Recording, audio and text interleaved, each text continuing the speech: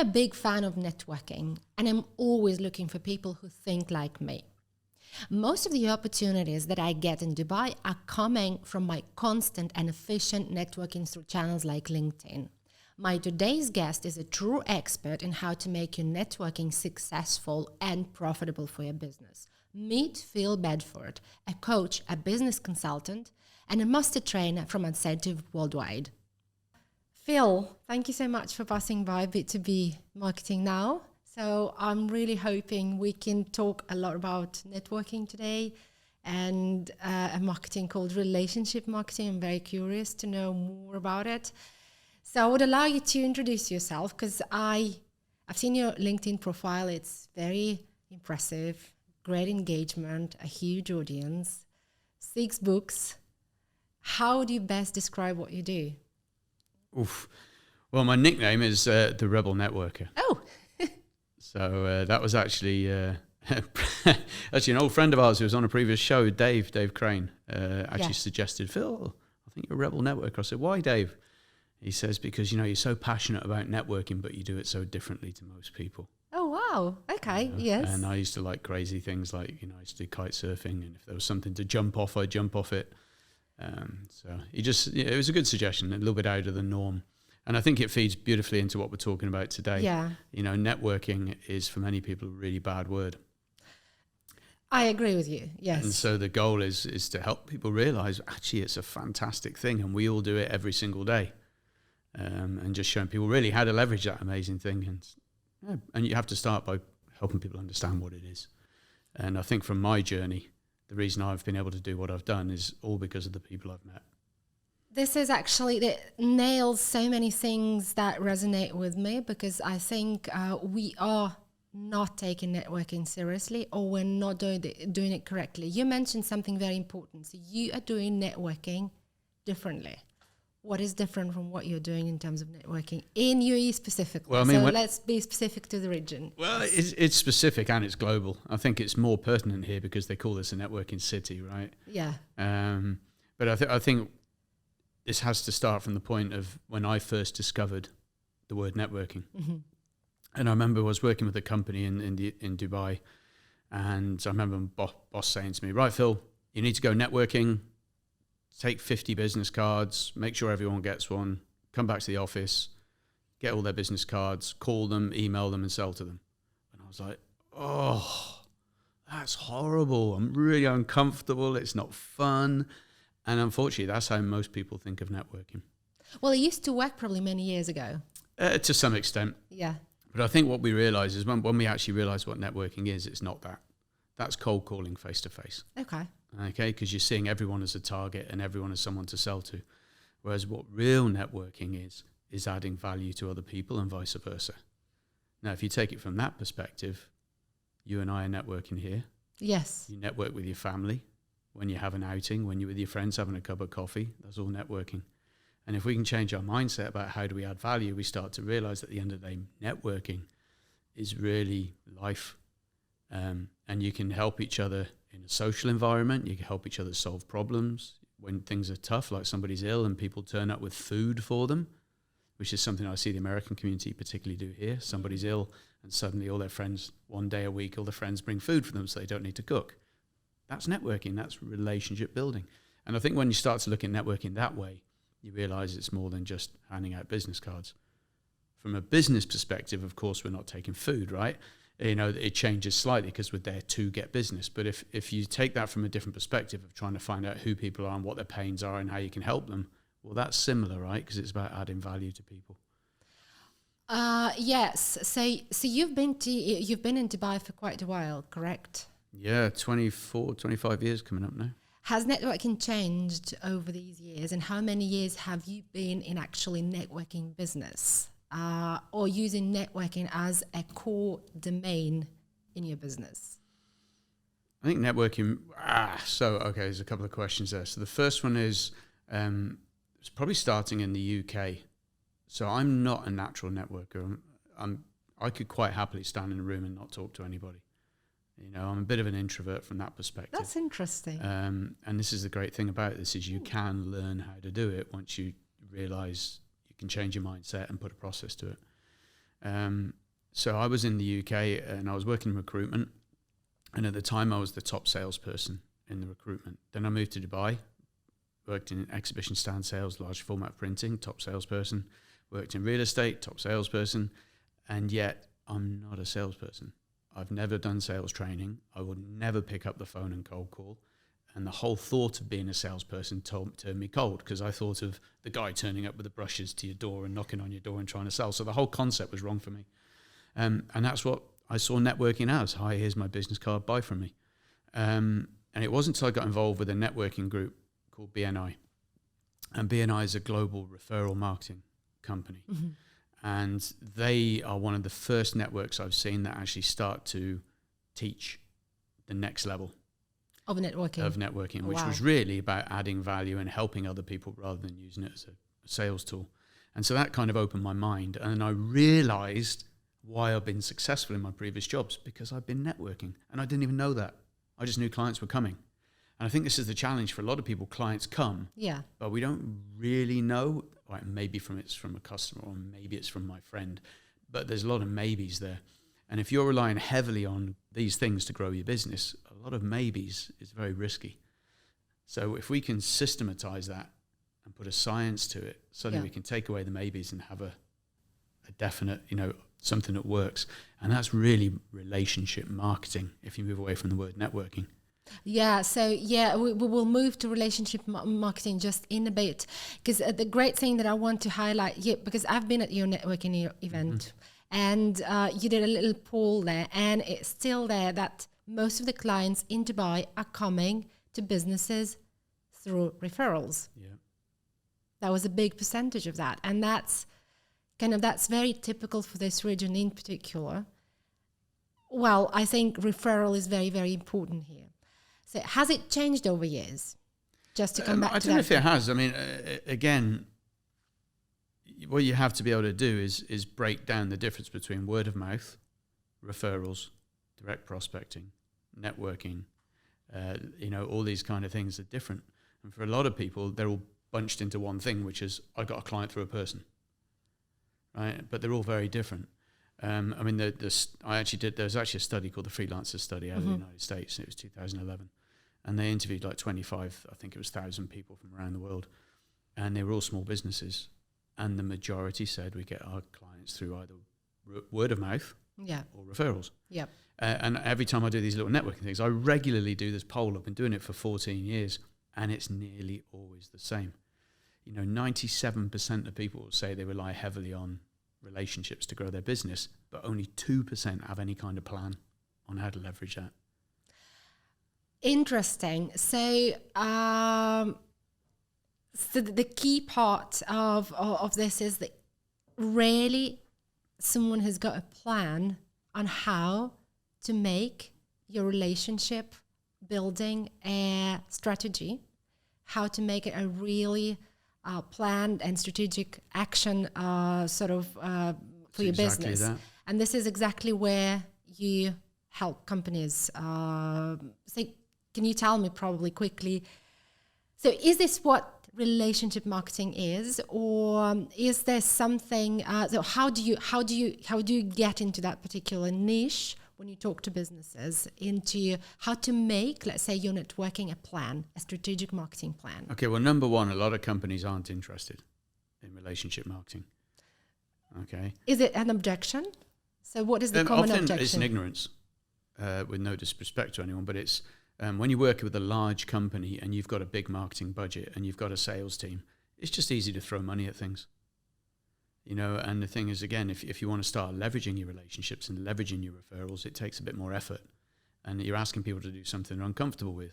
Because if we go back to what I said earlier on, you say to your sales team, go networking, they're like, oh no, that doesn't work. I don't like that. I'm not comfortable with that. I tried that once and it was rubbish, because they were cold calling face to face in the wrong place at the wrong time with the wrong skills. So a big corporate won't do it because, again, it's got money. That said, I've worked with some really large companies such as Cartier and Hard Rock Cafe, where they've turned around and said, well, look, we want our people acting like business owners, which means they leverage every opportunity. So we were training their staff there. Well, when you're not working, how are you leveraging opportunities? Where are you hanging out? What clubs are you in? How are you leveraging opportunities there? So that's a different way of looking at it. But you see, with small business owners, it's a different dynamic because they tend to be self-funding. The money comes from their pocket. They have limited funds. And so for them, it's like, I really need to do this thing called networking, even if it's uncomfortable. So often it's down to resources. And so there's a huge opportunity in the corporate sector to leverage networking relationship marketing, but they don't tend to be interested. Mm-hmm. But a massive opportunity. But it tends to be more embraced by the smaller business sector because they have less choice. Well, definitely. So what are the core elements of relationship marketing or efficient networking? You mentioned a right place, a right group of people, and the right pitch probably of what you are saying during the networking. And so what makes salespeople so uncomfortable to network efficiently? I think, and it's not all people, because some salespeople love the whole cold calling thing, right? So they're quite comfortable doing that. But the point is, it may not be so efficient. Yeah. But really, what makes networking more efficient is to understand what problem you're trying to solve. Okay, so let's take networking back.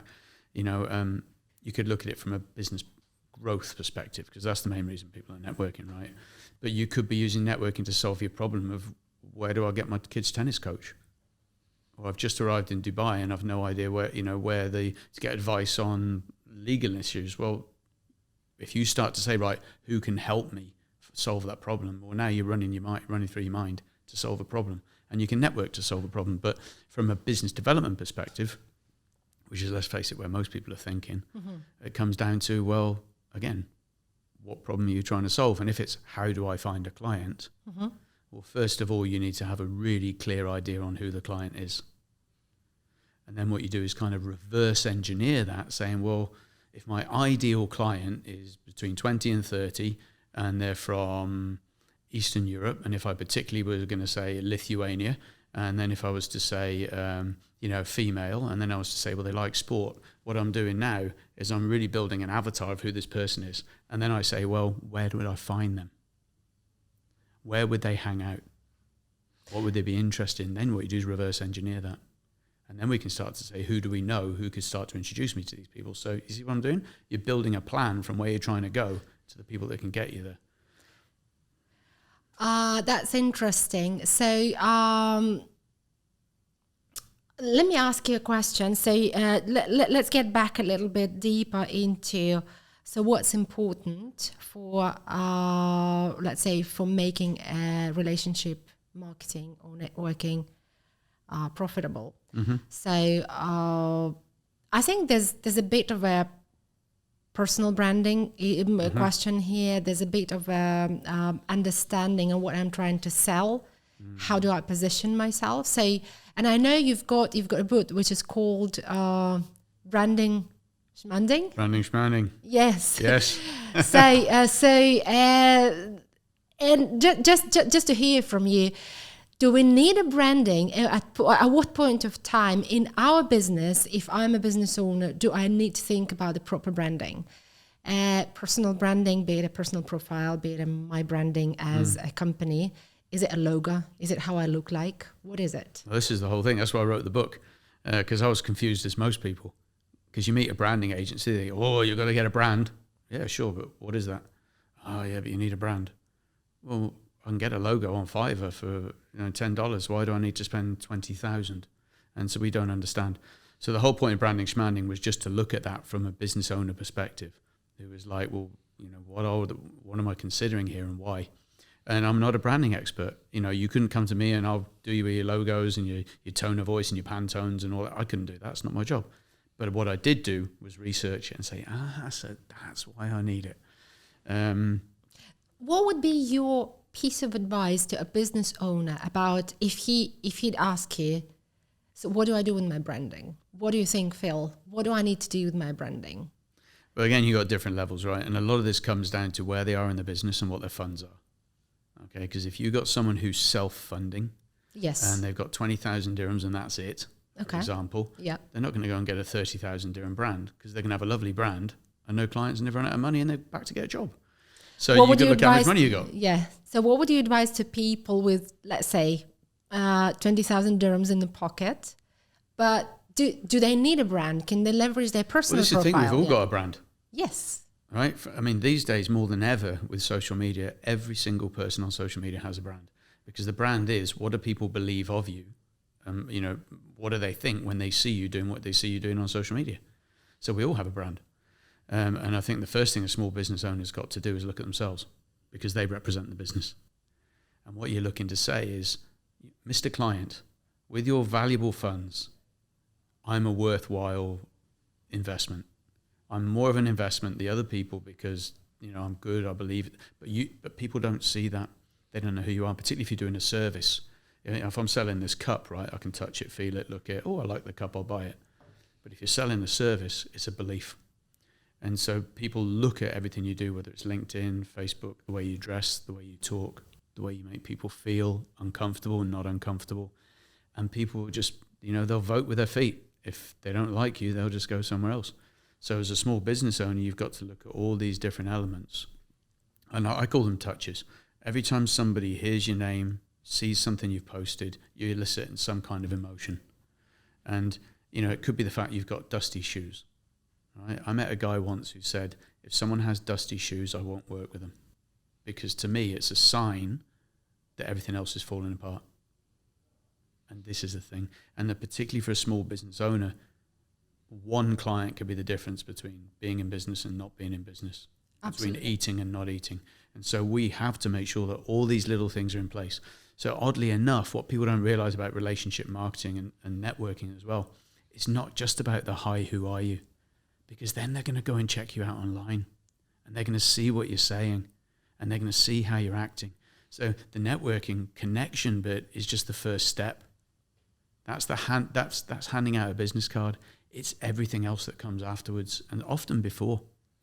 So people are either, with every connection, every time we speak to them, every time we communicate, people are moving towards buying from us or away from. What are the most common, let's say, fallbacks from networking perspective have you seen brands, founders, business owners do? For example, when you just nailed it, so you can either move towards this client or move away, just because a few little things that probably didn't work within a networking session or the first meeting, introduction, etc. So what are those fallbacks? Like the biggest failures, yes, you mean? Yes. And it's nearly always the business owner, to be fair. Yeah.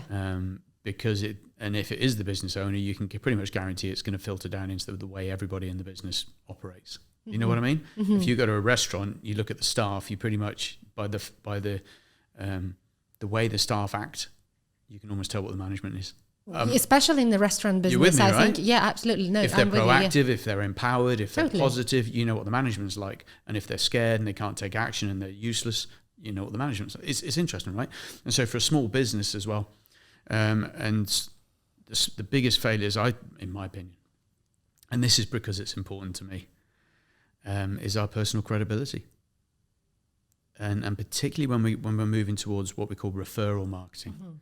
Because networking is very much what you do yourself. Yeah. Hi, here's my hand, this is me. But when you start to move into referral marketing is where you're asking somebody to recommend you. And this is what we ideally do proactively.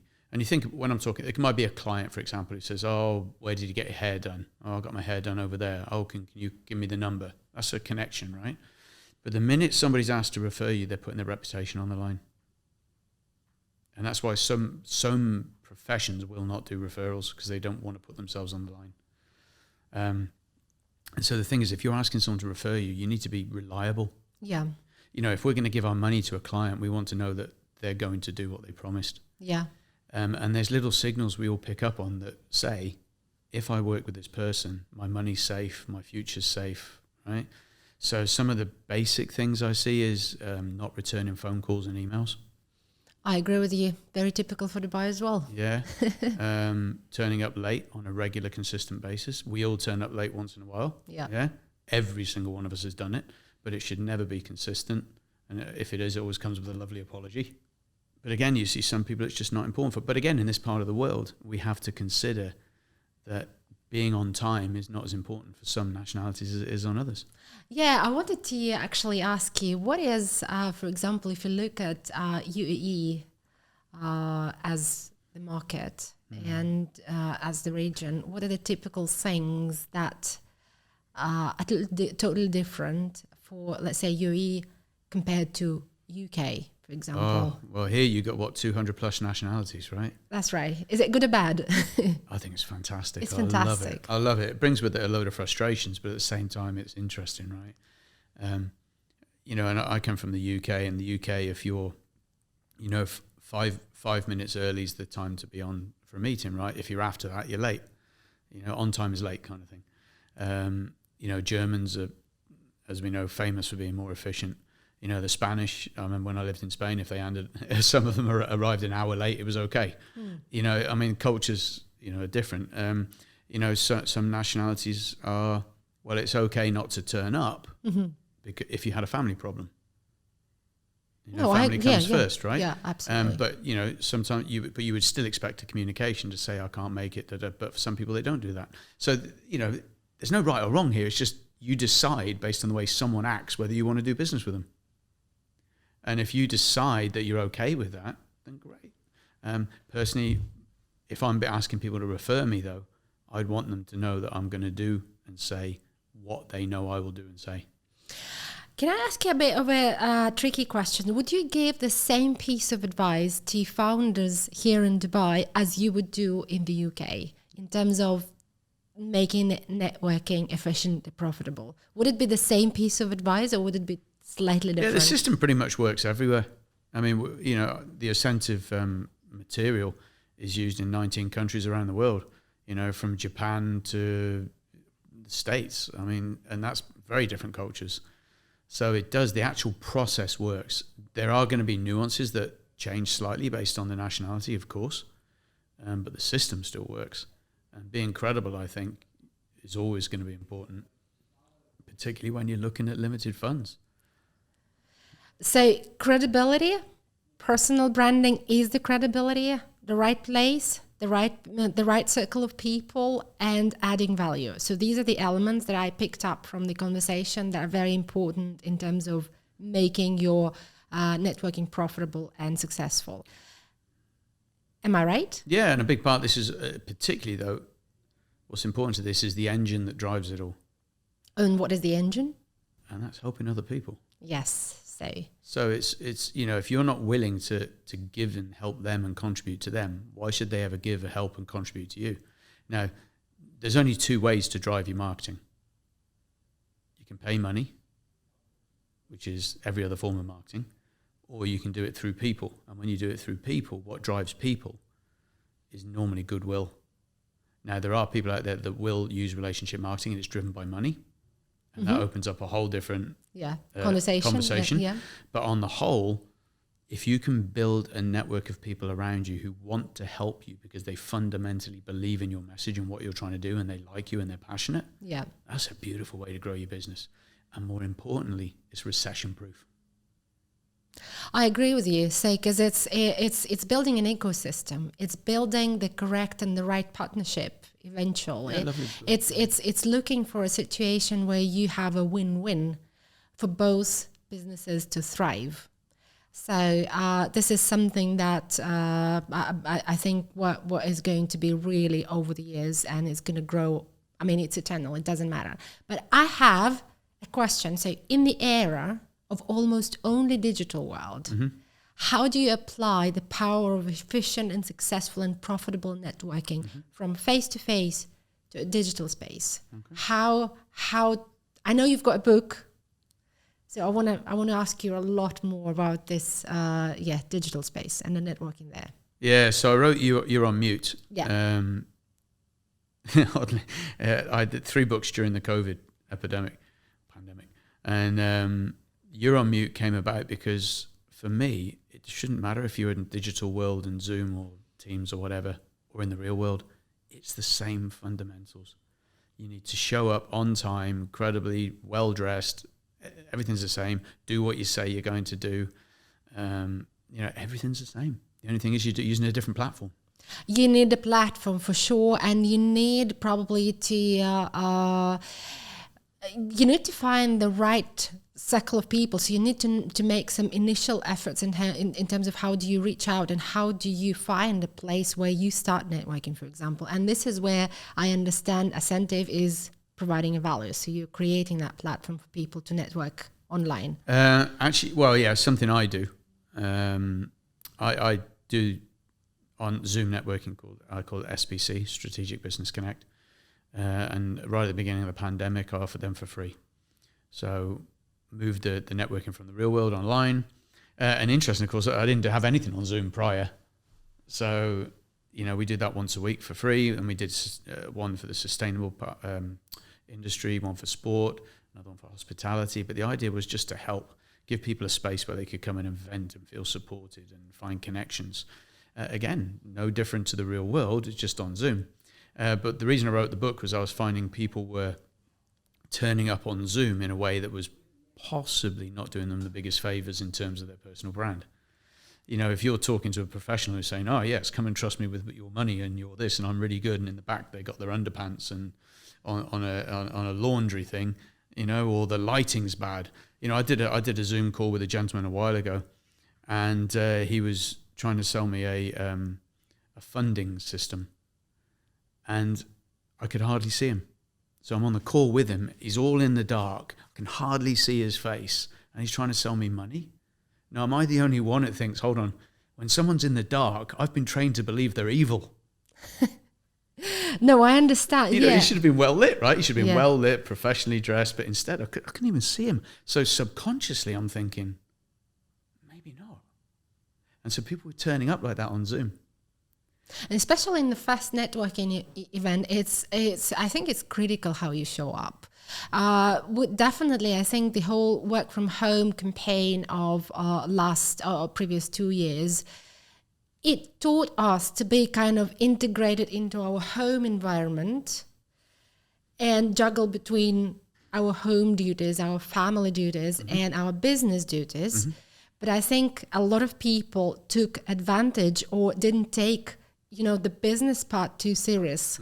And so that's probably the examples you're giving. So there has to be a balance. Well, it didn't not everyone's going to go out and buy beautiful lighting and a speaker and all this and a big camera. That's if you want to take it seriously, particularly if you're in the communication industry, you should have been doing that.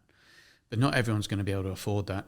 But it doesn't cost anyone any trouble to go and find a white wall in the house and video with a white wall behind them instead of their underwear. That's just clever. But I remember, during COVID, there was a guy interviewed on something like CNN or BBC or something, and he was a global communications, PR and branding expert for a massive company. Won't name the company. And he was in his bedroom with his bed in the background and his underwear and all that on the thing. And I'm sitting there going, mate, I would fire you on the spot. Because if you can't understand it at that level. Well, especially when it comes to the first networking and people and building credibility, I think that is very important. I agree with you. So you can't take you can't take advantage of you constantly working from home. So it's worthwhile arranging your environment in the way that you make a good impression to people. People start trusting you. There is another dynamic, of course, with the whole online thing. Is while somebody's talking, everyone's got access to LinkedIn and Facebook and all. So you're talking and people are on here going, oh yeah, who's this person? And up pops your LinkedIn and your Facebook and guess what? If it's not congruent with what you're saying, that puts doubt, and immediately you've damaged your brand in a way that in the real world may not be happening, because in the real world you're just having a chat. So there's that dynamic, that energy that's going on. Whereas I'm finding people are doing this and everything's even more immediate. So when you're networking, particularly online, you have to have all your online profiles representing, backing up what you're saying as well. So it's very important also to drive probably your, so whatever you're preaching through, the content you're sharing over LinkedIn, because it's also very important. It's like it adds value to whatever you're saying during your networking Zoom session, for example. All digital channels, what I found, for example, for the past 2 years, are kind of adding a lot of value, but you have to really take it seriously. You shouldn't take it as something like a technology or something not serious. So digital stopped being fake, stopped being artificial. It is an integral part of whatever we're doing in our business nowadays. And I think going forward, it's going to be part of networking. You know, at the end of the day, if, you know, I run these sessions in Dubai, we're talking about the one I've got next Wednesday, it's face-to-face, great. But what happens if you live 100 kilometers away from each other, or in the next city or the next town or around the world? You know, these online forums now give us a great opportunity to have a networking group around the world. You know, so why wouldn't we be leveraging that? And I think at the beginning, again, I think it was a choice for people. You know, I always think networking is a choice. People are always so busy to go network. Oh, I'm too busy to go networking. But if something was so important for your personal and business development, wouldn't you find time? You know, I found a lot of people weren't doing the digital world because they were so busy waiting for the real world to come back. Yeah. Well, while they were waiting, I met 2,500 people online. Yeah. You know, and all the opportunities that have come from there. In fact, Ascentive actually had its best year in 2020 because, you know, we moved it all online and we continued helping and supporting and all that. And of course, people saw us doing that and they wanted to get involved, you know, or we could have just sat there and said, hey, let's wait for it all to come back. So what is the percentage of networking that you're doing with your company now, virtual versus face-to-face, for example? And what do you find, where do you find more monetization, more value for clients as well? Oh, there's always more. There's always more face to face. Yeah. Because I mean that's why I wrote "I Just Need a Hug." I like that. I like that title. Yeah. There is that magic that happens when you're face to face that you just cannot get digitally. But then digitally, at least you save time. It's more efficient and effective. So we don't necessarily have to be meeting with everybody every time face to face. In fact, for a lot of people, I think it's often about burning up time. Yeah. You know, depending on whether you're a business owner or an employee or whatever. So some people, they like driving up and down because they feel busy. So I think a mixture of efficiency, you know, meet online, answer questions, then do the real world. When you've met, then you can go back online, whatever, find a mix. So at the moment, you know, because as we're speaking here today, you know, we're still in the dynamics of COVID. So some people still aren't comfortable to meet face to face. Okay, meet me online. You know, if you're okay to meet offline, well, we do our best to make sure everyone meets. And of course, we follow the guidelines. You can come and meet, you know, but whichever way you do it, somebody needs to take action to turn up. What is so special about your face-to-face networking events? What is it? What's happening during your face-to-face networking events? That is, for example, coming next Wednesday. How do you structure it?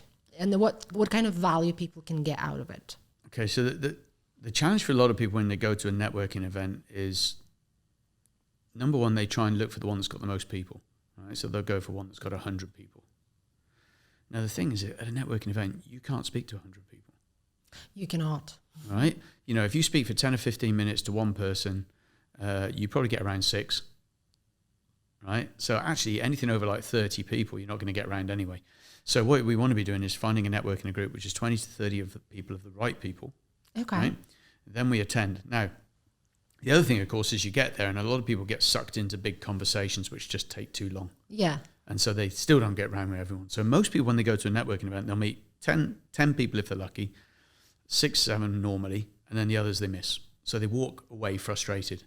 So what I do is I run a format where everybody gets to speak to everybody for 2 minutes, and in that conversation there's an element of business and there's an element of personality. So what we do is allow people to bond and get a connection, start to care about each other, start to get to know who people are, and then build in the business entity.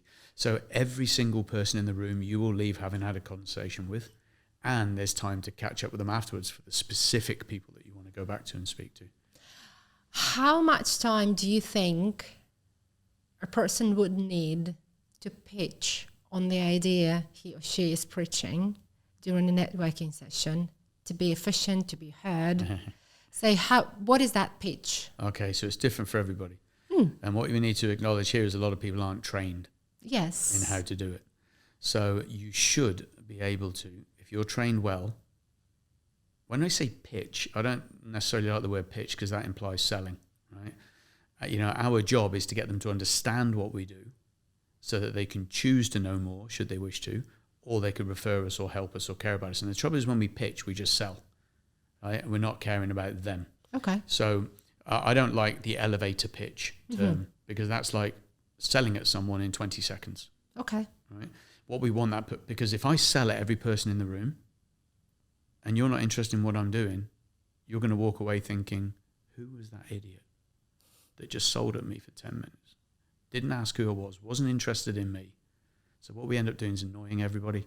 What we actually want to be doing is finding out about other people, seeing how we can help them, how they can help us, what the strategic opportunity. And we have what we call a filtering system, which allows us to elicit loads of different results from that. But more importantly, you should be able to explain what you do in 20 seconds. 20. But of course, it often depends who that person is. Yeah. So you need to, depending on who that person is, you need to have a different 20 seconds. Yeah. So that number one, they can understand what you do. They can refer you to other people if they meet them. And if it's in the market for what they're wanting, they may be interested. But each person's different, so you need to have a different way of doing that. That's interesting. So, and do you train people how to do that? And that's the thing. So networking and relationship marketing is a skill, it's a science. But most people don't want to learn how to do it. They'd rather just turn up and dish out business cards. So you're starting to see the inefficiencies of that, right? Yeah. Here's my card. I'll sell at you for 30 seconds. I'll walk to the next person, give them a card, sell at them for 30, and they wonder why they have no success. So we're not selling, we're adding value. Just out of your experience from the networking events that you've been running, are people willing to add value? How fast do they find a way how they can be valuable to each other during a networking event? So if I'm running an event where it's my clients that are highly trained, they can find that information pretty quickly, because it's not just about that one solution of you buy or don't buy, right? There's numerous things that we can help each other with. And again, once we've learned those, I would expect a client who's been trained by me to be getting 300 to 400% more results from every single conversation. Right? But again, you've got to learn. The interesting thing is, Larissa, is if you feel ill, you go to the doctor. You don't go online and try researching it yourself.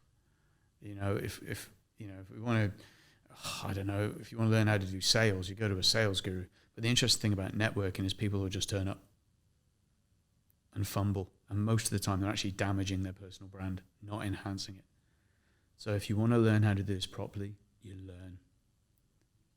I never learned in the old days. I must say I never learned because I was told by someone how to do it and they told me how to do it incorrectly. But I was lucky because I happened to have a big network of people where I was investing in my relationships in a social manner. And those were converting into business. So I was lucky because I had that.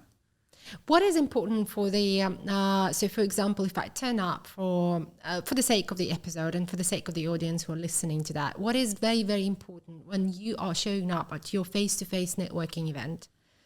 What is very important to have in your pocket, sort of, to be ready and to use this 1 hour, 2 hours? What is it normally? 1 hour or 2 hours? 1 hour is normally good, hour and a half. Yeah. So to make sure that this is efficient and yeah. So this is the first question. Well, we actually teach people what their tools are, their networking tools. So a simple one, oddly enough, would be a business card. Okay. All right. So still a business card, right? Still absolutely. I'm not a big fan of these electronic ones, I've got to admit with you. And the reason is people like to be able to write on the business card. They like to be able to make notes. They want to be able to hand over quickly and efficiently. But more importantly, I want to get other people's business cards. All right. And this is a fundamental mistake. Because if most people are dishing out their business cards, if I give you my business card, right, 97% of people out there are just going to either put me on a spam list or they're going to put the business card in the drawer and nothing will ever happen. Right? But if I take your business card, I'm efficient, I have a process, I have a system, I'll follow up, I'll make stuff happen. So I'd rather have their card because I know I'll do something with it. Whereas if I give my cards to other people, they'll probably do nothing with it. Surely. So, but we still need a business card. And business cards are still the cheapest form of marketing. They cost literally nothing. So having that form, but on the card, it has to be very clear what you do, how you do it. Is it made with a good material? Because again, when we pick up the card, when we're feeling the card, that's an immediate impression of who we are. If it's done I remember a lady once gave me a wallpaper business card. Unfortunately, she wasn't selling wallpaper. Otherwise, it would have been really cool. but she was selling something else. You know, and other people give you a nice solid card. You know, your card should be able to be written on, for example. You should be able to make notes on it. And some people give you these glorious singing and dancing cards that are all plastic. Well, I can't write on them. If I can't write on a business card, I can't make notes about who you are and what you want. So there's all these little things. Yeah, I think the biggest one, though, is if you think about any relationship you have in life, we don't just meet someone and they're our best friend. No. Right? We meet them again and again, right? Yeah. And by meeting them again and again, you start to care about them. And unfortunately, people, that's the same philosophy with networking. You've got to keep meeting these people, otherwise, how are they ever going to really care about you? And how are you really going to leverage opportunities if you don't see them again? And so, unfortunately, a lot of people will attend one event once. They show their business cards out, which we've established rarely works. May work once in a while, but rarely. And then they'll go to another event, and then another one, and then another one. And that's what we call scorched earth networking. Mm-hmm. You just run around going from event to event, wondering why you're not getting any results and blaming the networking group because you didn't get results. Well, it's not the networking group's fault. It's ours because we didn't learn to network. So one of the secrets to networking is to keep going back. Mm-hmm. Because then when you've added all that goodwill to the people in the room, when you go back again, they're like, oh, there's that nice person. Mm-hmm. And then we start the relationship. So when we go networking, that's just the first step. It's what happens after that that's important. That's interesting. And from the results perspective, let's say some of the outcomes that you've heard happened as a result of your networking campaigns, let's say, that you're running in Dubai, I know now, and I've attended ones. Have you heard about, I mean, maybe something that you can share, like what are the most typical outcomes that people can expect out of, you know, participating in these campaigns? Yeah, well, you know, the interesting thing is, again, if the people are trained on how to have these conversations, right, there's more chance they'll get more immediately, right? Mm-hmm. Because they're looking at more outcomes from every conversation, you know? So there's more chance they will. So I have had people at some events obviously walk away with possible deals, clients, okay? Mm-hmm. But on the flip side, they've walked away with, more importantly, so if we look at a client as a golden egg, yeah, right? In the long run, what's going to be better for you, a golden egg or walking away from an event with a golden goose? The second one. Exactly, right? So our people are trained to look for golden geese as well. Mm-hmm. So how can I find people who have a similar kind of client that if I could build a relationship with you, you could pass me and vice versa more clients? So if you've got two golden geese who both lay the same eggs and both want to work the same eggs, how good's life? You know? And sometimes they just walk away with a new friend. Fantastic. Yeah. You know? Amazing. There's so many different things you can get from networking. And it's just about opening your mind up and knowing what your expectations are going in. No, absolutely. No, I think that is very valuable, and especially, I myself I'm a big fan of networking, and I network a lot on LinkedIn specifically. Mm-hmm. And as I mentioned at the beginning, most of the opportunities that I get in business, in career, in, you know, some interesting partnerships and collaborations are coming from online networking. And I've been doing that pretty efficiently for the past 2 years, maybe even a little longer. And I think that is why I thought this conversation would be very important for my audience, for example, to hear and to get into networking, be it online or face-to-face, in a more efficient way. Yeah, so I've got a few other things to ask. So we spoke about the importance of networking. What is relationship marketing? Some of the mistakes that founders and owners are doing when networking online. So I've got a little quiz for you. Oh, okay. And I've got one last question to ask. What are the next steps my and your audience can do after listening to this episode to make a progress in making their networking efficient, successful, and profitable for their business? Go for it. So, right, okay, let's go with the quiz first. So you will answer only yes or no, or you choose only one option. Out of the list of questions I have, it's very simple, very just a little fun, and you choose only one option. It's a very short one. Just choose one option: sales or marketing. Marketing. Burj Al Arab or Burj Khalifa. Burj Al Arab. Abu Khalifa? Burj Al Arab. Burj Al Arab, okay. Startup or corporate? Startup. Okay. Virtual or in person? Person. $1 million or 5 years of travel? $1 million. Okay. A chance to return back or knowing what the future will be? A chance. A chance to return back to the past and change something, or to know what is the future? Oh, blimey. Future. Camera on or camera off? On. TikTok or Instagram? Insta. Instagram. Okay. Facebook or LinkedIn?